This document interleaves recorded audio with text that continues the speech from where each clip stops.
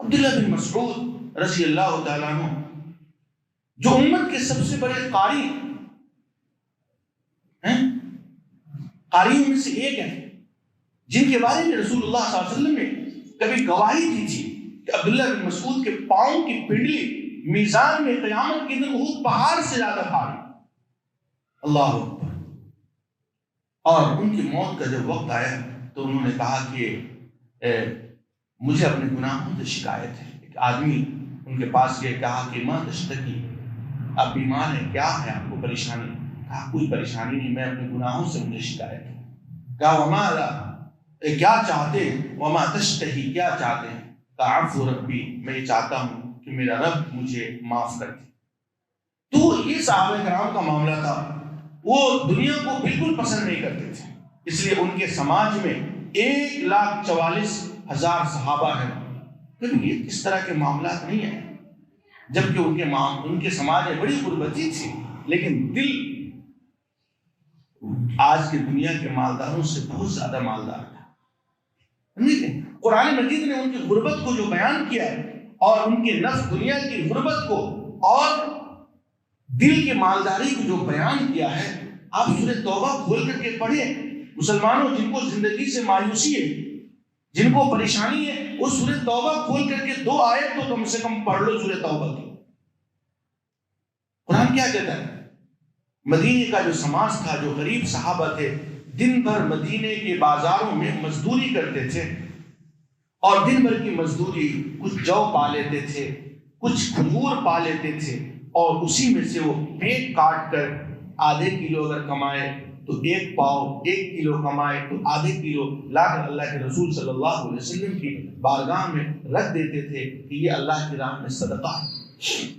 تو منافقین جو مدینے کے گھرو گھنٹال تھے، عبداللہ بن ابی کے شاگرد، یہ ان صحابہ کرام کا مذاق اڑایا کرتے تھے۔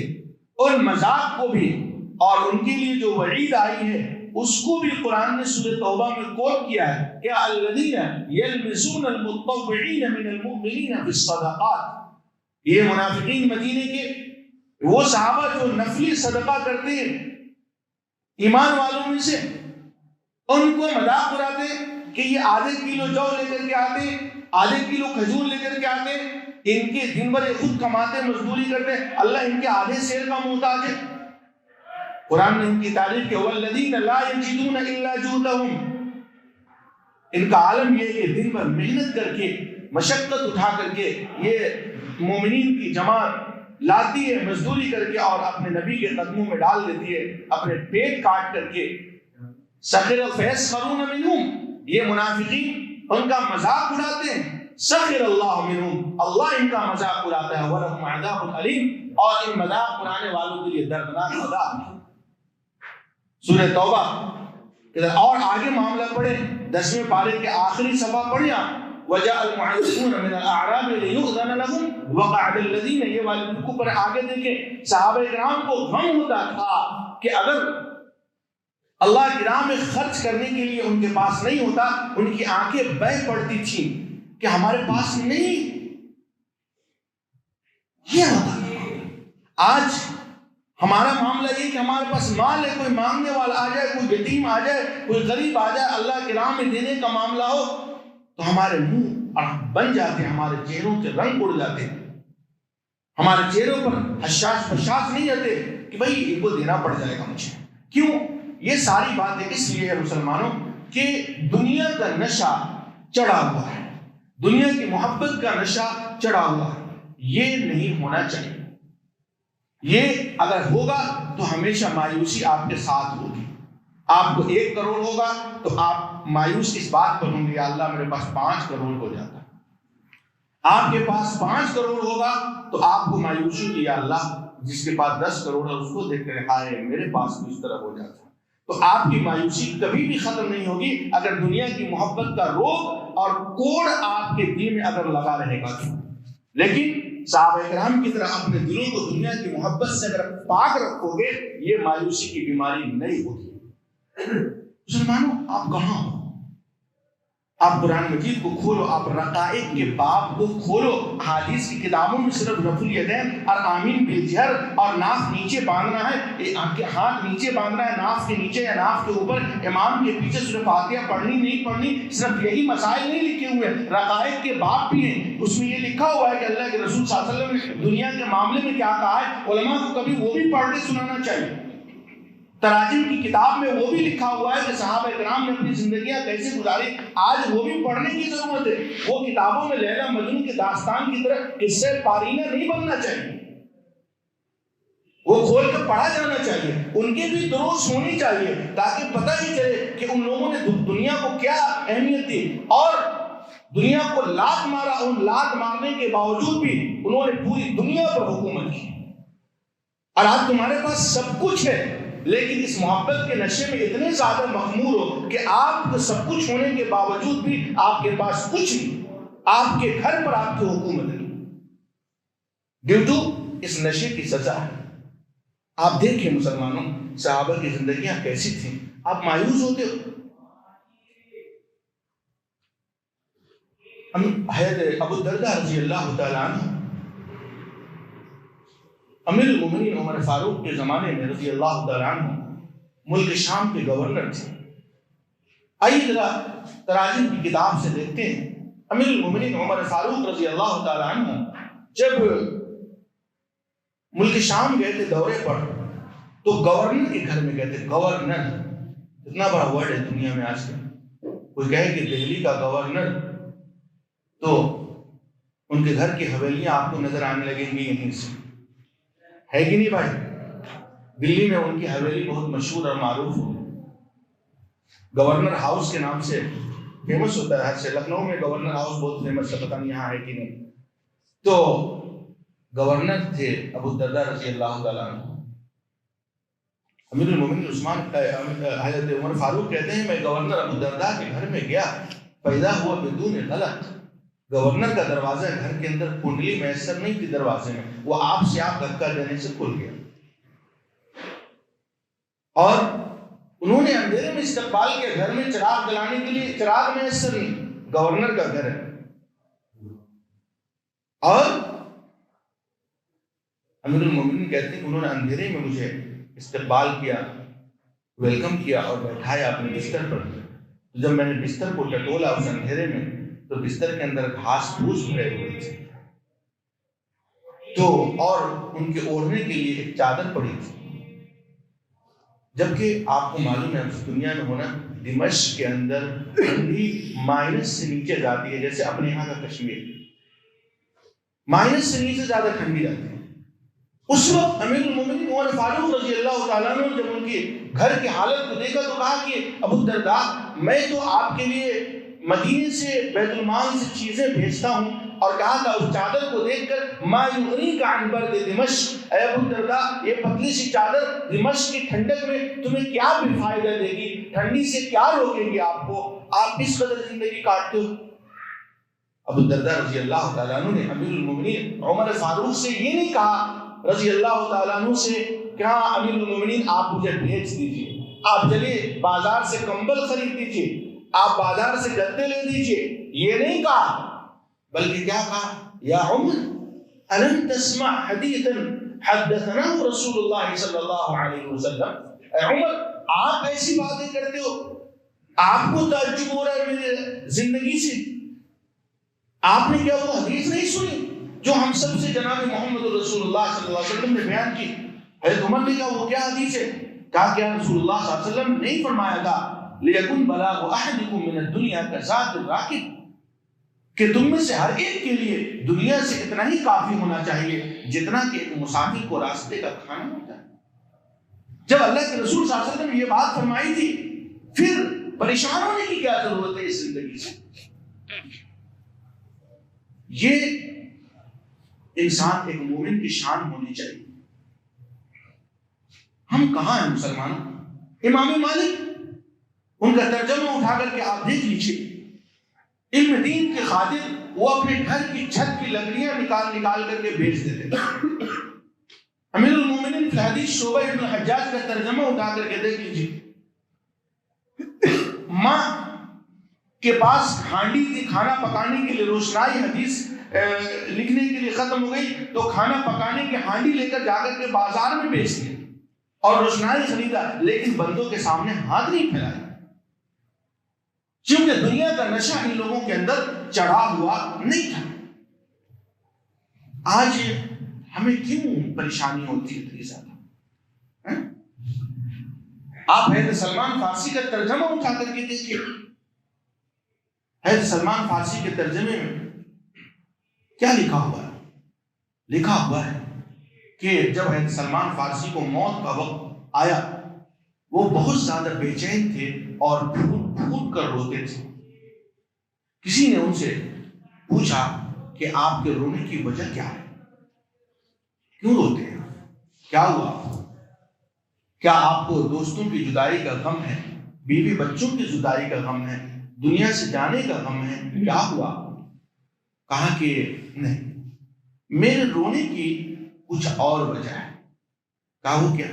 کہا میرے رونے کی وجہ یہ ہے کہ عہد الینا رسول اللہ صلی اللہ علیہ وسلم لیکن بلاغ احدکم من الدنیا کزاد الراکب وحولی هذه الازواج، وہی حدیث جو دمشق میں ابو الدرداء رضی اللہ تعالیٰ عنہ نے عمر فاروق رضی اللہ تعالیٰ عنہ کو سنائی تھی، وہی حدیث حضرت سلمان فارسی اس پوچھنے والے کو سنا رہے ہیں، کہہ رہے ہیں کہ اللہ کے رسول صلی اللہ علیہ وسلم نے اپنی امت سے عہد و پیمان لیا تھا کہ تم میں سے ہر ایک کے لیے دنیا سے اتنا ہی کافی ہونا چاہیے جتنا کہ ایک مسافر کو راستے کا کھانا کافی ہوتا ہے، اور میں دنیا سے جا رہا ہوں اور میرے گھر میں یہ سامان پڑے ہوئے ہیں، میں اس احساس سے رو رہا ہوں کہ میں اللہ کے رسول صلی اللہ علیہ وسلم سے کیے ہوئے وعدے کو شاید پورا نہیں کیا۔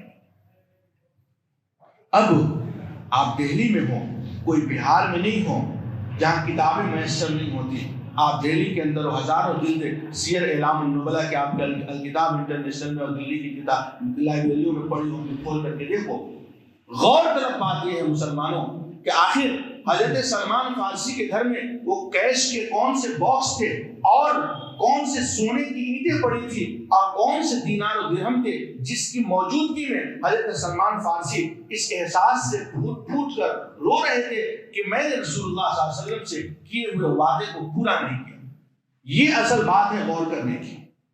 تو حضرت سلمان فارسی کا ترجمہ علامہ ذہبی نے کی جو کتاب ہے اس میں آپ کھول کر کے دیکھیں، صاف لکھا ہوا ہے کہ وہ 3 چیزیں تھیں جن کی موجودگی میں حضرت سلمان فارسی کو موت کے وقت رونا آ رہا تھا، اس احساس سے کہ انہوں نے رسول اللہ صلی اللہ علیہ وسلم سے کیے ہوئے وعدے کو پورا نہیں کیا۔ وہ 3 چیزیں ہیں، اجانۃ وجفنۃ ومدخرۃ، یعنی ایک پانی رکھنے کا برتن، ایک پانی نکالنے کا برتن اور ایک کھانا کھانے کی پلیٹ۔ یہی گھر کا سامان تھا۔ علامہ ذہبی اس کے آگے لکھتے ہیں کہ ان سامان کی قیمت 20 درہم بھی نہیں تھی، یعنی موجودہ جو روپیہ آپ کے ملک میں ہے اس سے 500 روپے کا بھی سامان حضرت سلمان فارسی کے گھر میں موجود نہیں تھا۔ لیکن وہ تو مایوس نہیں تھے۔ آپ مایوس ہو کر سماج میں خودکشی پر اترتے، اللہ کو کیا منہ دکھاؤ گے؟ آپ زندگی سے مایوس ہوتے، اللہ کو کیا منہ دکھاؤ گے؟ آپ ان صحابہ کرام سے زیادہ مایوس پریشانیوں والی زندگی آپ نہیں کاٹ رہے۔ آپ سوچو تو صحیح، دماغ خراب ہو گیا ہے۔ میرے بھائیوں، اللہ کے رسول صلی اللہ علیہ وسلم کے گھر کے بارے میں دیکھو، آپ کو حضرت ام المؤمنین عائشہ صدیقہ رضی اللہ تعالیٰ عنہ کیا فرماتی ہیں؟ اللہ کے رسول صلی اللہ علیہ وسلم اس کائنات سے تشریف لے گئے، موت آئی اور آپ نے گھر میں ایسی کوئی چیز نہیں چھوڑی جس کو روح والی چیز انسان یا جانور کچھ بھی یأکلہ ذو کبد، جس کو روح والی چیز کھا سکے سوائے آدھی کلو جو کے جو میرے الماری پر رکھا ہوا تھا۔ مسلمانوں غور کرو، امتیوں، کیا تمہارے لیے سامان تسکین نہیں ہے ام المؤمنین کے جملے میں کہ رسول اللہ صلی اللہ علیہ وسلم کے پاس کوئی اولاد نہیں تھی، کوئی بیٹا نہیں تھا، جو بیٹے تھے قدرت نے سب کو بچپن میں اپنے پاس بلا لیا تھا، کوئی سن بلوغ کو پہنچ بھی نہیں پائے تھے آپ کے صاحبزادوں میں سے، اور امہات المؤمنین میں سے حضرت خدیجہ الکبریٰ رضی اللہ تعالیٰ عنہ کے سوا کسی کا انتقال نہیں ہوا تھا، ساری کے ساری امہات المؤمنین بھی موجود تھیں اور دنیا سے جا رہی ہیں، اور گھر میں آدھے سیر جو پڑے ہوئے ہیں۔ امہات المومنین کو تو مایوسی نہیں تھی، وہ تو نہیں رو رہی تھی اللہ کے رسول آپ دنیا سے جا رہے ہو، کیا کھائیں گے ہم؟ اللہ رزاق ہے، ان کو پتا تھا ان اللہ هو الرزاق ذو القوة المتین ويرزقه من حيث لا يحتسب۔ اللہ تعالیٰ اسی جگہ سے روزی دیتا ہے جس کا کسی کو گمان بھی نہیں ہو سکتا۔ اور آپ کو پتا ہے ام المؤمنین عائشہ رضی اللہ تعالیٰ عنہ کے ترجمے اٹھا کے دیکھیں کہ رسول اللہ صلی اللہ علیہ وسلم کی وفات کے بعد رب نے ان کو کتنا دیا کہ ہر سال وہ حج کیا کرتی تھی۔ اللہ رزاق ہے، اللہ دینے والا ہے، جس کو چاہے گا دے گا۔ لیکن اگر آپ کو غریبی ہے، آپ آج کا سماج ہوتا، انسان اتنی بیویوں کو چھوڑے جا رہا ہے اور آدھی کلو جو چھوڑ کر دنیا سے، آپ سوچیں امہات المومنین کو نہ مایوسی ہے، نہ جناب محمد رسول اللہ صلی اللہ علیہ وسلم کو مایوسی ہے، نہ گھر میں مایوسی۔ آپ کہاں ہو مسلمانوں؟ کیا ان باتوں میں آپ کے لیے تسکین کا سامان نہیں؟ کیا آپ اپنی زندگیوں سے مایوس ہو؟ آپ غریبی سے پریشان ہو؟ ذرا سی غریبی آئی تو ہاتھ پھیلانے لگتے ہو؟ نہیں مسلمانوں، یہ نہیں ہونا چاہیے۔ آپ مصنف عبد الرزاق حدیث کی کتاب ہے، آپ اس میں دیکھو ہم کس نبی کی امت ہیں، اور اس نبی صلی اللہ علیہ وسلم نے اپنی امت کو کیسے خودداری کی تعلیم دی ہے۔ ابو ذر غفاری رضی اللہ تعالی عنہ فرماتے ہیں کہ کنت ردیفا خلف رسول اللہ صلی اللہ علیہ وسلم علی حمار، کہ میں ایک روز اللہ کے رسول صلی اللہ علیہ وسلم کے پیچھے ایک گدھے پر سوار تھا۔ فلما جاوزنا بیوت المدینة قال کیف بک یا ابا ذر اذا کان بالمدینة جوع تقوم عن فراشك لا تبلغ مسجدك حتى یجهدك الجوع۔ اے ابو ذر، مدینے میں ایک وقت ایسا آئے گا کہ اتنی بھوک مری ہوگی کہ تم اپنے بستر سے اٹھ کر اپنی مسجد کو نہیں پہنچ سکو گے، کہ بھوک تم کو بے قرار کر دے گا، اتنی بھوک ہوگی، تم کیا کرو گے اس وقت؟ یہ سوال اللہ کے رسول صلی اللہ علیہ وسلم نے حضرت ابو ذر سے کہا۔ حضرت ابو ذر غفاری نے کہا اللہ و رسولہ اعلم، اللہ اس کے رسول ہی اس سوال کا جواب بہتر جانتا ہے۔ اس وقت اللہ کے رسول صلی اللہ علیہ وسلم نے کیا کہا تھا؟ تعفف یا ابا ذر، اے ابو ذر مانگنے سے پرہیز کر۔ اس گھڑی میں بھی مانگنا مت کسی سے، یہ مانگنا اچھی چیز نہیں ہے۔ لوگوں، دنیا کا فلسفہ اللہ کے رسول صلی اللہ علیہ وسلم نے ان الفاظ میں سمجھا دیا۔ تم کہاں کھوئے بیٹھے ہو؟ آج مسلمانوں کے معاملات کمزور ہیں، معاف کرنا مجھے۔ مسلمان کی پہچان ہو گئی کہ کسی کے پیسے لے لو اور فون بند کر دو، الا ماشاء اللہ، غلط کہہ رہا ہوں، آپ لوگ بازاروں میں رہتے ہیں، درست۔ مسلمانوں کی پہچان ہو گئی ہے کہ کسی کے پیسے لے کر کے بھاگ جاؤ، قرضے لے کر کے ٹال مٹول کرو، یہ سب مسلمانوں کی پہچان ہے۔ لوگوں، ایسا نہیں ہے، یہ سب صرف دنیا کا نشہ ہے جس کی وجہ سے آپ یہ کر رہے ہیں۔ میں آپ کو کچھ اور باتیں، آپ کا ٹائم تو نہیں ہو گیا؟ نہیں، آپ کو کچھ اور باتیں بتا دیتا ہوں تاکہ آپ کو پتہ لگے اور آپ زندگی گزارنے میں آپ کہاں ہو اور کہاں ہونا چاہیے، بربادی کی کس دہلیز پر ہو اور کہاں ہونا چاہیے۔ آپ کو پتہ ہے کہ جناب محمد رسول اللہ صلی اللہ علیہ وسلم کی حدیث کیا ہے؟ من اخذ اموال الناس يريد اداءها ادى الله عنه، کہ جو لوگوں کے مال بطور قرض کے لیتا ہے، دینے کی نیت ہے تو اللہ اس کا ادا کر دیتا ہے۔ ومن اخذ اموال الناس يريد اتلافها اتلفه الله، اور جو لوگوں کے مال اس نیت سے لیتا ہے کہ دینا ہی نہیں، موبائل فون بند کر دینا ہے، اللہ تعالیٰ اس کو ہلاک کر دیتا ہے۔ قرض لینا کوئی بری چیز نہیں ہے، لیکن اللہ کے لیے نیت صاف رکھنی چاہیے کہ ہمیں دے دینا ہے، اللہ اس کا راستہ نکال دیتا ہے۔ صحابہ کرام کے زمانے میں جنازے آتے تھے، اللہ کے رسول صلی اللہ علیہ وسلم کے زمانے میں جنازے آتے تھے، اللہ کے رسول صلی اللہ علیہ وسلم کہتے تھے کہ میں اس کی نماز جنازہ نہیں پڑھتا، کیوں؟ قرض ہے اس کے اوپر۔ صحابہ میں سے کوئی کہتا ہے اللہ کے رسول آپ پڑھا دیجیے، میں اس کے قرض چکاتا ہوں۔ سمجھے؟ یہ معاملات کی تربیت کی ہے، ایسا نہیں کہ جس کے اوپر قرض ہے وہ کافر ہو گیا ہے، وہ بدعتی ہو گیا ہے، نہیں۔ لیکن اللہ کے رسول صلی اللہ علیہ وسلم جانتے ہیں کہ یہ دنیا کا معاملہ چند روزہ ہے، دنیا کی زندگی، دنیا کی تکلیف اچھی ہے آخرت کی تکلیف سے۔ کہتے ہیں میں اس کی جنازہ نہیں پڑھاؤں گا، یہ قرض ہے۔ صحابہ کو کہتے ہیں میں اللہ کے رسول صلی اللہ علیہ وسلم میں دے دیتا ہوں۔ اللہ موت سے پہلے ان صحابہ کے قرضے چکوا دیتا تھا اور اس کے بعد اللہ کے رسول نماز جنازہ پڑھتے تھے۔ قرض کی ادائیگی کے معاملے میں ایک حدیث آپ کو سنانا چاہوں گا۔ مسند احمد میں ایک حدیث لکھی ہوئی ہے مسلمانوں، اگر آپ نے سنی ہے پہلے تو اچھی بات ہے، نہیں سنی ہے آپ سوچو ہم کس نبی کی امت ہیں اور انہوں نے معاملات کو کس طرح چکانے کو کہا ہے۔ کیوں کہ اصل آخرت کا معاملہ ہے۔ مسلمانوں آخرت کے بازار جب لگیں گے نا، سب سے منحوس وہ آدمی ہوگا کہ جس کے گردن پر حقوق العباد ہو، جس کے پاس جو دنیا میں لوگوں کے روپے پیسے لے لیا ہو اور وہ اس کی نیکی کو لے کر کے بھاگ جائے گا جنت میں، اور یہ اس کی برائیاں لے کر جہنم میں۔ سب سے دنیا کا منحوس اور پاگل انسان وہی ہوگا۔ اس سے بچنے کے لیے اللہ کے رسول نے کیسی تربیت کی آپ کو پتا ہے؟ آپ مسند احمد اٹھائیے، ایک صحابی ہے، ان کا نام ہے ابو حضرت الاسلمی رضی اللہ تعالی عنہ۔ وہ کہتے ہیں کہ ایک یہودی کا میرے اوپر 4 دینار قرضہ تھا، 4 دینار قرضہ تھا، اور وہ مجھ سے مانگتا تھا، میرے پاس دینے کے لیے نہیں تھا۔ ایک دن وہ یہودی اللہ کے رسول صلی اللہ علیہ وسلم کی عدالت میں مجھے پکڑ کے لے گیا اور اس نے کہا کہ یا محمد، یہ آپ کا ساتھی ہے، یہ میرا قرضدار ہے اور یہ مجھے پیسے نہیں دیتا ہے۔ اللہ کے رسول صلی اللہ علیہ وسلم نے ابو حضرت اسلمی رضی اللہ تعالیٰ عنہ سے کہا کہ اعطی حقہ، کہ اس کے حق دو، اس کے قرضے چکا دو تم۔ اس صحابی نے قسم کھا کر اللہ کے رسول صلی اللہ علیہ وسلم کی عدالت میں کہا کہ اے اللہ کے رسول، اس ذات کی قسم جس نے آپ کو نبوت و رسالت دے کر اس دنیا میں بھیجا ہے، میرے پاس کوئی پیسے نہیں ہیں جس سے میں اس کے قرضے چکاؤں۔ البتہ میں نے اس سے وعدہ کیا، میں انکار نہیں کرتا، میں نے اس سے وعدہ کیا ہے کہ جب آپ جنگوں میں بھیجیں گے، وہاں سے کوئی مال غنیمت حاصل ہوگا یا کوئی اور ذریعے سے اللہ تعالیٰ میرے پاس مال دے گا، میں اس کے قرضے دے دوں گا، میں انکار میں نہیں ہوں، میرا اس کے اوپر باقی ہے۔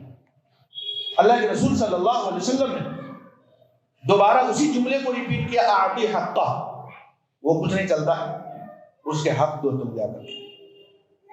پھر اس صحابی رسول ابو حضرت اسلمی رضی اللہ تعالیٰ عنہ نے اسی جملے کو ریپیٹ کیا، اعطی حقہ، کچھ نہیں، اس کے حق دو۔ اور یہ بات اصول کے اندر مسلم ہے کہ اللہ کے رسول صلی اللہ علیہ وسلم اپنی زندگی میں اگر کسی بات کو 3 مرتبہ ریپیٹ کر دے تو 4تھی مرتبہ ریپیٹ کرنے کا حق کسی بھی امتی کو نہیں تھا۔ یہ بات اصول کی کتابوں میں موجود، 3 بار ہو چکا، اب کیا کریں؟ اب کوئی راستہ نہیں تھا۔ کیوں؟ آخر یہ شدت تھی۔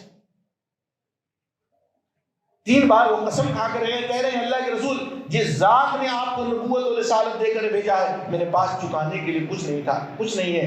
اللہ کے رسول صلی اللہ علیہ وسلم یہ بھی تو کہہ دیتے، اجی ٹھیک ہے، انکار تو نہیں کر رہا نا، جاؤ صبر کرو، جب ہوگا جب دیں گے۔ آج کا متقی بھی ہوتا نا مسلمانوں تو یہی کہتا، آج کا عالم بھی ہوتا نا وہ یہی کہتا، آج کا ولی بھی ہوتا تو یہی کہتا، اور بلکہ اس کی طرفداری میں اتر جاتا۔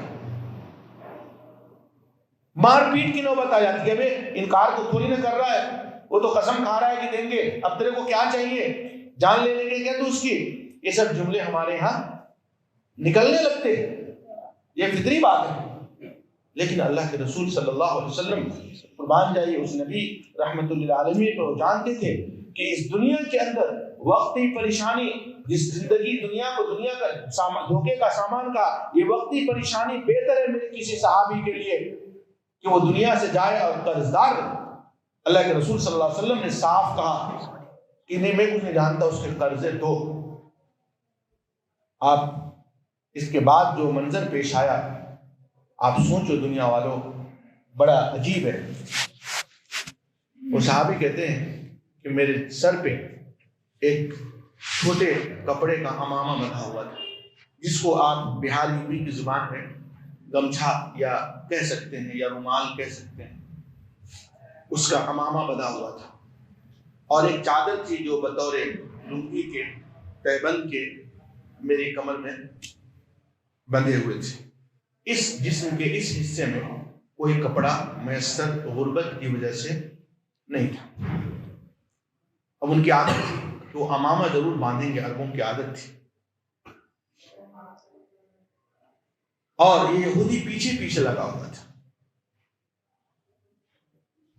وہ صحابی اس یہودی کو لے کر بازار میں گئے، اور یہ جو سر میں چھوٹا کپڑا بندھا ہوا تھا، جس کو آپ گمچھا سے تعبیر کر سکتے ہیں، جو عام طور پر یہاں تک آ سکتا ہے، اگر کمر میں باندھا جائے تو ہاف تک آ سکتا ہے، اس صحابی نے اپنے امامے کو کھولا سر سے، اور اس کے بعد وہ جو ان کے کمر میں جو چادر پڑی تھی تہبند کے طور پر، اس کو اتار دیا، اور اس امامے کے کپڑے کو انہوں نے کمر میں باندھ لیا۔ اب سوچو کیسا منظر رہا ہوگا بیچ راستے پر بازار میں محمد رسول اللہ صلی اللہ علیہ وسلم کا صحابی، اور یہ منظر سوچے، میری بات سمجھ میں آ رہی؟ ایک ہاف چادر کو یا گمچھے کو پہن کر محمد رسول اللہ صلی اللہ علیہ وسلم کا صحابی کھڑا ہے نا، اور اپنی چادر کو اپنی کمر سے نکال لیا اور کہا کہ اسی چادر کو 4 درہم میں تم مجھ سے خرید لو، اور اسی سے پھر تمہارا قرضہ چکا دوں۔ ٹھیک ہے، یہ وہ تربیت ہے مسلمانوں، ہم کہاں کھو رہے ہیں؟ ادھر سے خاتون، بوڑھی خاتون صحابیاں آئیں، انہوں نے جب اس منظر کو دیکھا کہ یہودی کتا یہ نبی کے صحابی سے اس قدر چمٹا ہوا ہے، کہا ما لک یا صاحب رسول اللہ صلی اللہ علیہ وسلم من هذا اليہودی، اے اللہ کے رسول کے صحابی، یہ یہودی کا یہ آپ سے کیوں چمٹا ہوا، اس کو کیا ہو رہا ہے، یہ کیوں آپ کے ساتھ لگا ہوا ہے؟ حضرت ابو حضرت نے اس بوڑھی ماں کو، صحابی رضی اللہ تعالیٰ عنہ کو اپنی بات بتائی، تو وہ چادر، وہ کمینہ یہودی، انہوں نے لے لی تھی وہ چادر کو، انہوں نے کھینچ لی چادر کلائی، اور انہوں نے ابو حضرت اسلمی رضی اللہ تعالیٰ عنہ کے جسم مبارک پر ڈال دیا، کہ آپ اپنی چادر اپنے کمر میں پہنی، اور اپنے پاس سے 4 دینار نکال کے یہودی کے منہ پر مار دے گا، پکڑ اپنے پیسے آگے سے۔ آپ سوچیں کہ حقوق العباد کے معاملے کو کتنی سختی سے اللہ کے رسول صلی اللہ علیہ وسلم نے نمٹا ہے۔ ہم ان کی امت ہے، اور ہماری یہ عادت کہ ہمارے بارے میں یہ مشہور ہے کہ مسلمان پیسے لے کر نہیں دیتا ہے، ہمارے بارے میں یہ مشہور ہے کہ مسلمان معاملات کا کمزور ہوتا ہے۔ یہ سوچنے کی بات ہے مسلمانوں، ایسا نہیں ہونا چاہیے، گندی باتیں ہیں، اور ان باتوں کو میں اپنے مہربانوں سے کہتا ہوں، ہاتھ جوڑ کر کہتا ہوں کہ ان باتوں کو ممبر و محراب پر لانی چاہیے۔ صرف مسائل بیان نہیں ہونی چاہیے، آخرت کی باتیں بھی بیان ہونی چاہیے، امت کی تربیت اس انداز سے ہونی چاہیے جو تربیت اللہ کے رسول صلی اللہ علیہ وسلم نے صحابہ کرام کو دنیا کے معاملے میں دی۔ میں آپ کو ایک اور بات سنا کر آپ سے رخصتی چاہوں گا۔ آپ سوچیں مسلمانوں، یہ دنیا کیا ہے؟ آپ مایوس اس دنیا میں ہو جاتے ہیں؟ جتنا رزق اللہ تبارک و تعالیٰ نے آپ کی تقدیر میں لکھا ہوگا وہ آپ کو مل کر کے رہے گا، اس سے پہلے آپ مر نہیں سکتے ہو۔ اللہ کے رسول صلی اللہ علیہ وسلم کا اعلان ہے، اعلموا ان نفسا لن تموت حتى تستكمل رزقها، اے لوگوں سنو، تم میں سے کسی کو موت آ نہیں سکتی جب تک کہ تم اپنے مقدر کی لکھی ہوئی روزی کو کھا نہیں لو گے۔ لہذا تم میں سے کسی کی روزی اگر پینڈنگ میں پڑ جائے، بازار جاتے ہو کسٹمر نہیں ملتا، بازار جاتے ہو نوکری نہیں ملتی، فَإِنْ أَبْطَأَ رِزْقُ أَحَدِكُمْ فَاتَّقُوا اللَّهَ وَأَجْمِلُوا فِي الطَّلَبِ، تم بازار جاتے ہو رزق نہیں مل رہا ہے، تب بھی مایوس مت ہونا ہے، اس حالت میں بھی حرام کی طرف نہیں جانا ہے، اللہ سے ڈرتے رہنا ہے اور اچھی طرح کمائی کرنے کی کوشش کرتے رہنا ہے، اس لیے کہ تم میں سے کوئی بھی آدمی کو موت نہیں آ سکتی مگر جو لکھا ہوگا اللہ تعالیٰ نے اس کو کھا کر کے وہ مرے گا۔ اور ہاتھ کنگن کو عارضی کہتے ہیں، کیوں پریشان ہیں؟ اور دنیا کا نشہ نہیں ہونی چاہیے۔ آئیے میں آپ کو ایک عالم کی داستان سناتا ہوں۔ آج زمانہ اور مزاج دونوں کتنا بدلا سا نظر آتا ہے۔ امیر المومنین عمر فاروق رضی اللہ تعالیٰ عنہ کے پوتے اور حضرت عبداللہ ابن عمر رضی اللہ تعالیٰ عنہ کے بیٹے، ان کا نام ہے سالم، مدینے کے بہت بڑے عالموں میں سے ایک عالم، بہت بڑے عالموں میں سے ایک عالم ہے حضرت سالم بن عبداللہ بن عمر رضی اللہ تعالی عنہ۔ ان کا ترجمہ اٹھائیے اور دیکھیے کیا لکھا ہوا ہے۔ آج دنیا سے مایوس ہو تو جس دنیا کو اللہ کے رسول صلی اللہ علیہ وسلم نے انسان کا پاخانہ کہا، مچھر کے پرچ سے بھی زیادہ حقیر کہا، اس کے طلب کے لیے انسان مایوس و پریشان ہو، لا حول ولا قوت الا باللہ العلی العظیم۔ حضرت سالم کا ترجمہ اٹھاتے ہیں تھوڑی دیر کے لیے۔ مسجد نبی میں مدینے میں اس وقت اپنے ان کے زمانے میں ان سے بڑا کوئی عالم نہیں تھا، وہ حج کے لیے آئے تھے۔ تو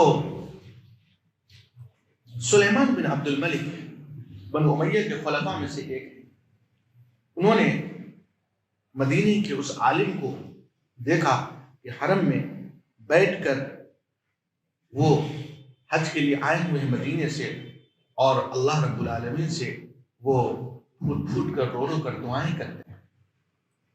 وہ گورنر تھے، وہ خلیفہ تھے سلیمان بن عبد الملک۔ وہ جا کر کے اس عالم سے سٹ کر کے بیٹھتے ہیں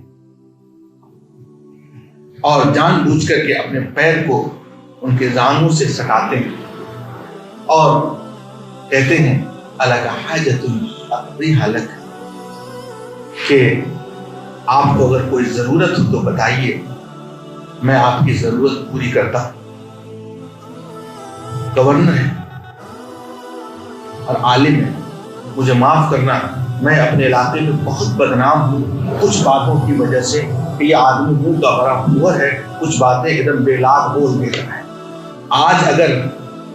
آج کے عالموں کو دلی کا کوئی تاجر، کوئی مالدار کروڑ پتی اگر یہ بات کہنا شیخ صاحب حضرت جی کوئی ضرورت ہو تو بتائیے گا، مجھے معاف کرنا، کل ہو کر کے ضرورت کی لسٹ حضرت کے آفس میں پہنچ جاتی ہے تاجر سے، ہاں جی مسجد کو یہ ضرورت ہے، مدرسے کو یہ ضرورت ہے، اور مجھے یہ ضرورت ہے، مجھے معاف کرنا۔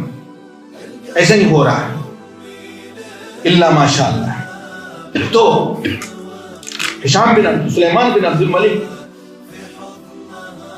نے اس عالم سے پوچھا تو کیا جواب دیا کہ واہ، میں اللہ کے گھر میں ہوں، اللہ کے حرم میں ہوں، میں یہاں اللہ کے سوا کسی اور سے کیسے مانگ سکتا ہوں؟ اللہ کے گھر میں مانگنا ہے کسی اور سے، یہ نہیں ہو سکتا۔ آگے سنیے۔ اس کے بعد سلیمان بن عبد الملک وہ خلیفہ، وہ گورنر، وہ کہتے ہیں کہ میں انتظار کرنے لگا کہ یہ حرم کے باہر کب نکلتے ہیں طواف کے بعد۔ حرم کے باہر جب وہ نکلے تو یہ پیچھے پیچھے ہوتے رہے اور کہتے ہیں کہ ہاں نحن قد غدونا خارج المسجد فسلنی حاجہ الگ حاجت۔ اب تو ہم حرم کے باہر آ گئے، اللہ کے گھر سے باہر آ گئے، اب اگر آپ کو کوئی ضرورت ہو تو بتائیے، میں آپ کو کوئی ضرورت پوری کر سکتا ہوں۔ اس وقت حضرت سالم نے کیا جواب دیا؟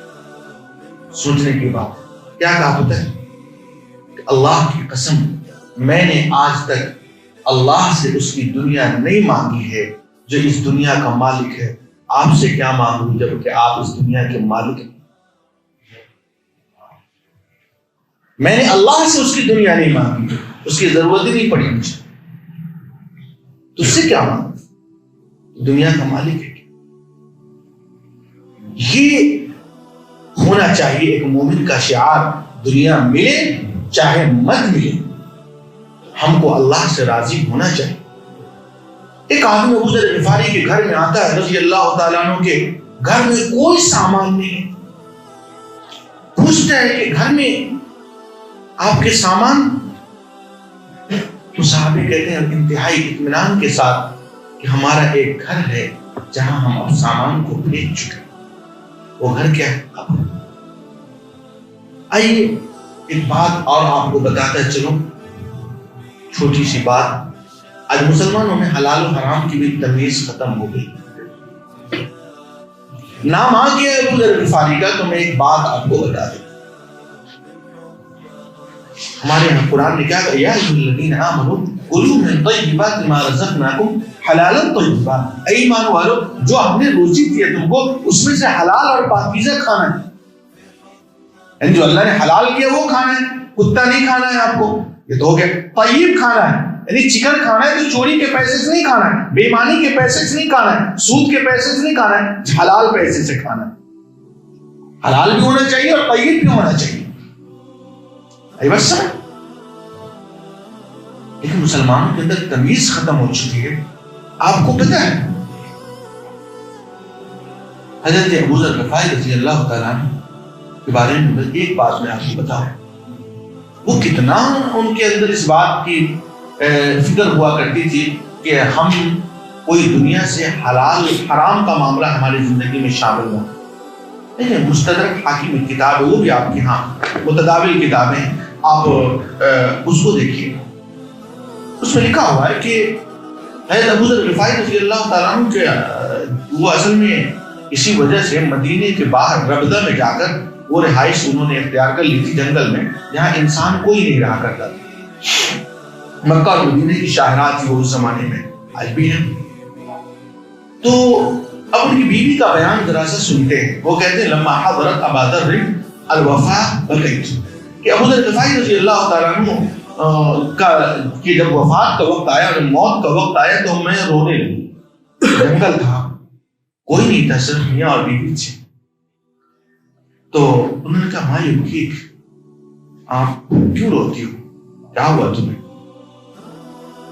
کہا کہ بیوی نے ام ذر رضی اللہ تعالیٰ عنہ نے کہا کہ میں اس لیے رو رہی کہ آپ اس دنیا سے چلے جاؤ گے اور جنگل ہے، کوئی آبادی نہیں ہے، اور میں اکیلے اس جنگل کے اندر کیسے رہوں گی؟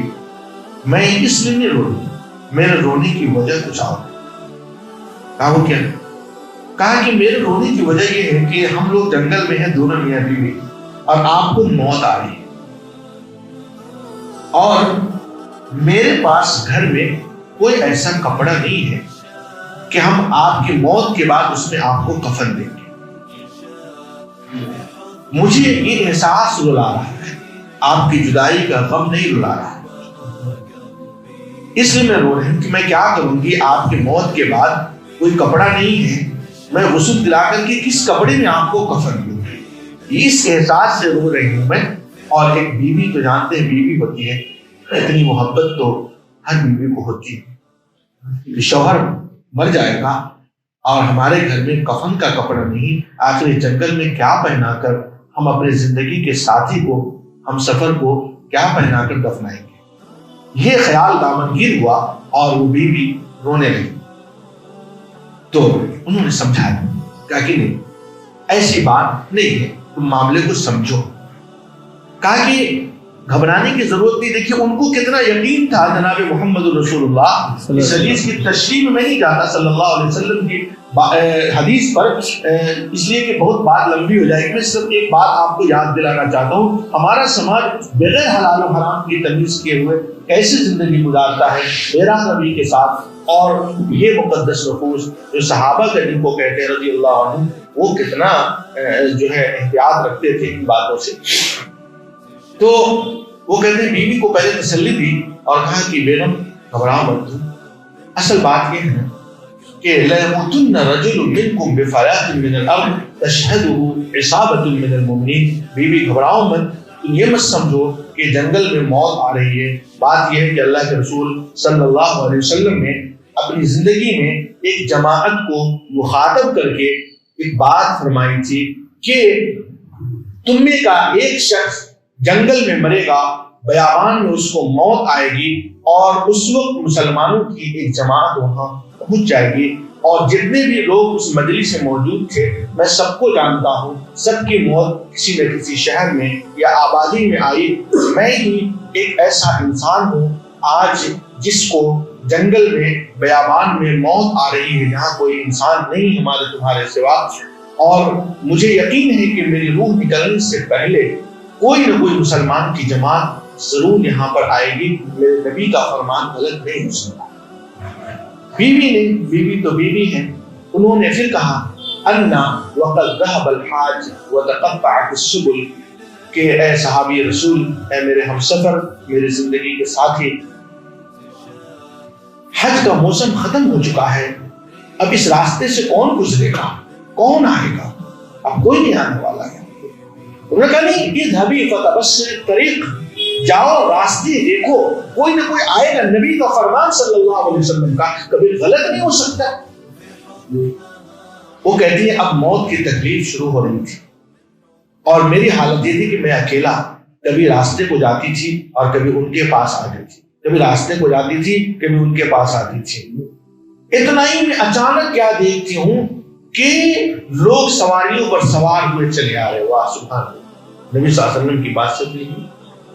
آج کی عورتوں کے اندر، میں کہا اس حدیث کی تشریح میں نہیں جاتا، بہت سارے مسائل مستنبط ہوتے ہیں۔ اس گھڑی میں بھی، پریشان کن عالم میں بھی انہوں نے چیخا نہیں بھائی صاحب آئیے۔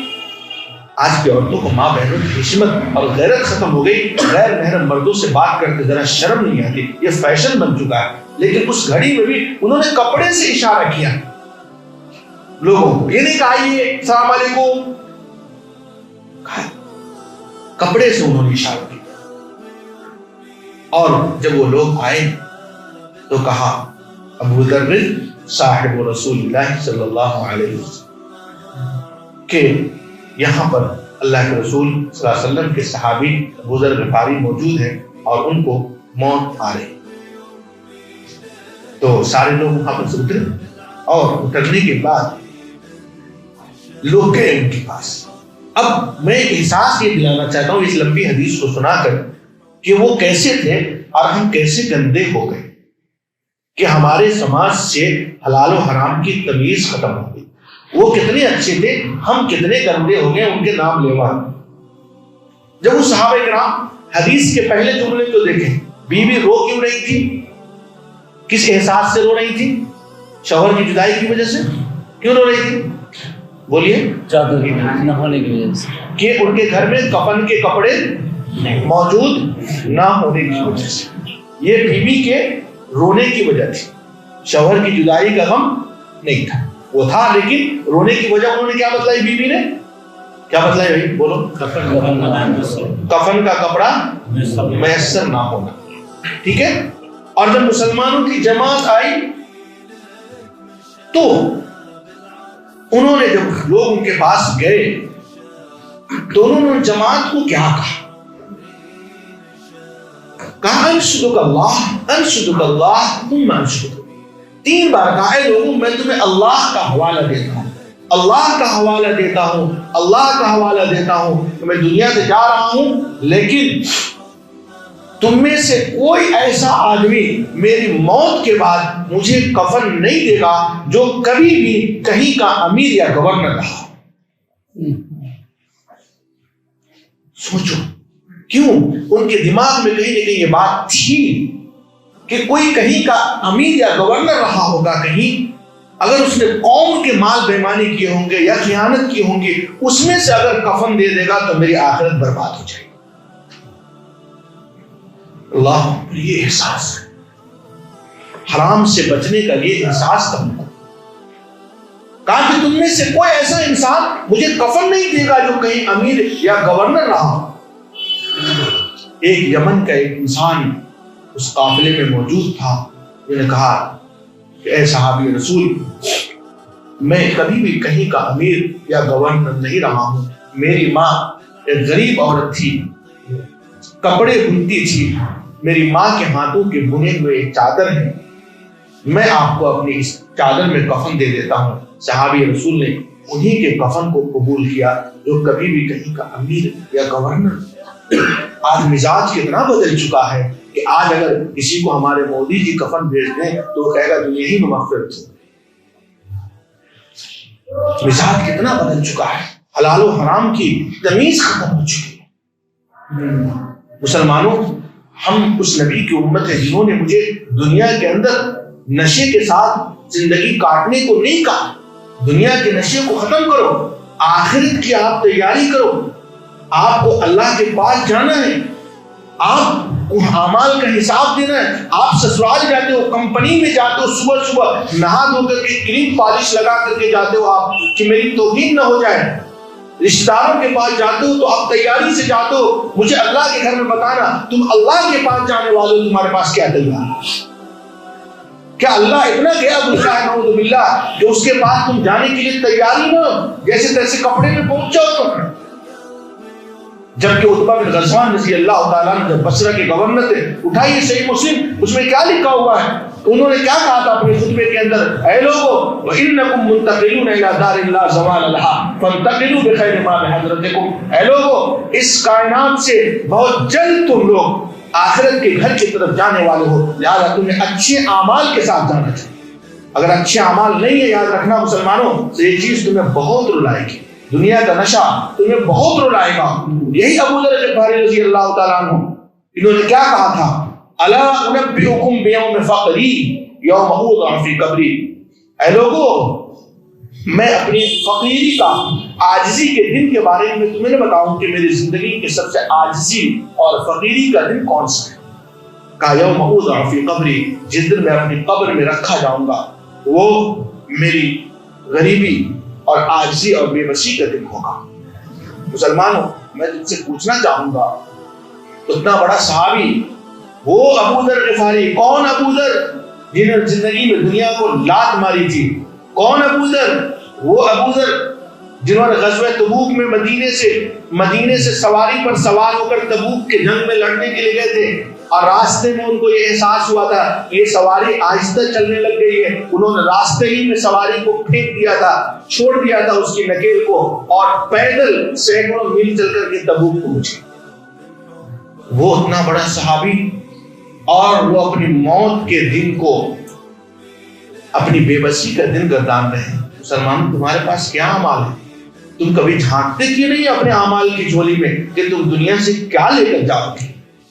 اللہ تبارک و تعالیٰ سے دعا کرتے ہیں کہ اللہ تعالیٰ ہم سب سے دنیا کے نشے کو اتار دے، اور مال کے فتنے سے ہم سب کو محفوظ رکھ، اور اس اسوہ کو اپنانے کی توفیق عطا فرمائے جس اسوے کے ساتھ جو طریقہ اللہ کے رسول صلی اللہ علیہ وسلم کے صحابہ نے اختیار کیا اور نبی صلی اللہ علیہ وسلم نے طریقہ بتایا، اور اتنی ہی اہمیت دنیا کو دینے کی توفیق دے جتنی اہمیت صحابہ کرام نے دی ہے اور اللہ کے رسول صلی اللہ علیہ وسلم نے دی ہے، اور ان سے پہلے قرآن مجید نے دینے کو کہا ہے۔ وآخر دعوانا الحمدللہ رب العالمین۔